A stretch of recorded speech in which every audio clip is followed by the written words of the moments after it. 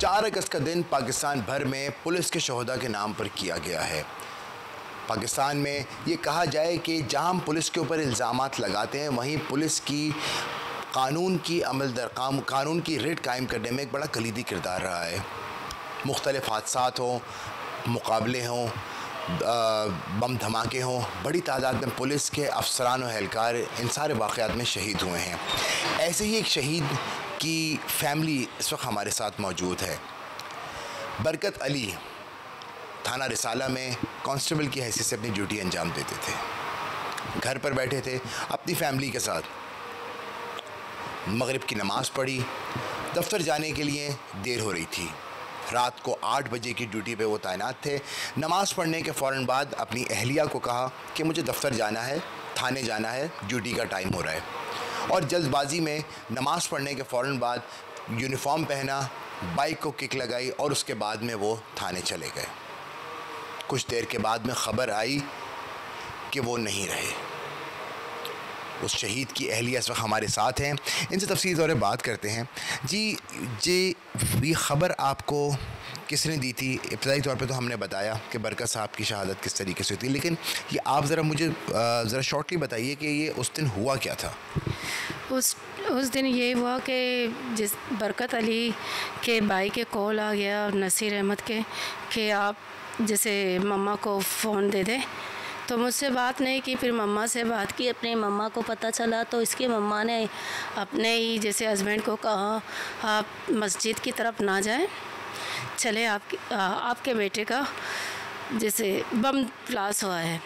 तो सब जैसे जितने भी फैमिली थे हम लोग यहाँ वहाँ भाग रहे थे। तो 4 दिन सिविल हॉस्पिटल में थे, 5वें दिन उसका इंतकाल हो गया।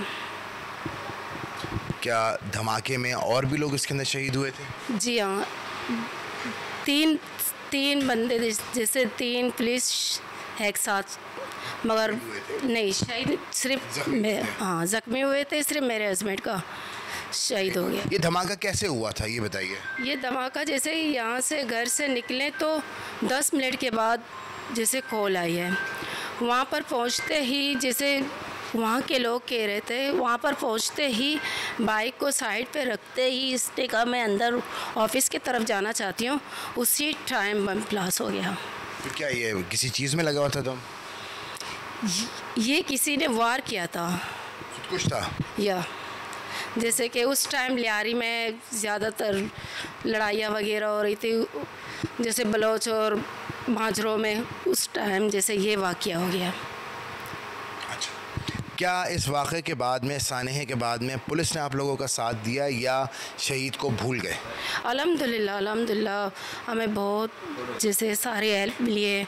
और शहीद के जैसे कि घर के लिए खर्चा वगैरह, और बच्चों की जैसे आरिफ अज़ीज़ भाई हैं 3 साल से हमारे घर पे साल में 2 तो चक्कर लगाते हैं और बच्चों के सर पे हाथ रखते हैं और इनके लिए गिफ्ट वगैरह।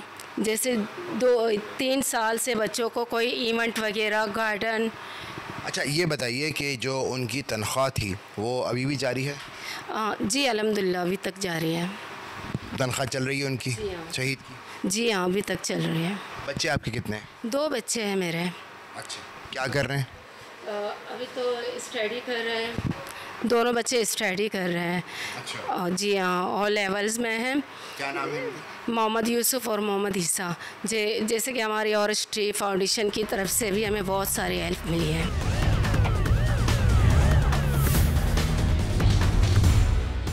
पिछले 35 सालों में कराची पुलिस में तकरीबन 1067 के करीब अफसरान व अहलकार मुख्तलिफ़ वाक़यात में शहीद हो चुके हैं। इसमें टेररिज्म के वाक़यात भी हैं, टारगेट किलिंग भी शामिल है। मुख्तलिफ़ वाक़यात में अफसरान व अहलकार, जिसके अंदर SSP लेवल से लेके DIG लेवल से लेके एक सिपाही के लेवल तक सारे अफसरान शामिल हैं। इन तमाम को टारगेट किया गया है। आज मैं जैसा कि अभी हमने कुछ देर कबल आपको एक शहीद की फैमिली से मिलवाया था, इस वक्त मेरे साथ एक SSP हैं। जिनके वालिद भी शहीद हुए थे, जिनका भाई भी शहीद हुए थे।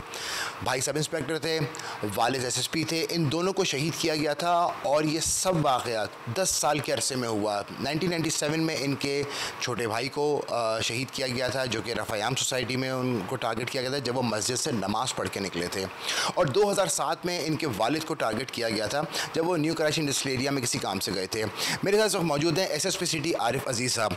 आरिफ साहब, आप भी शहीद फैमिली से हैं और आपकी फैमिली में 2 शोहदा हैं।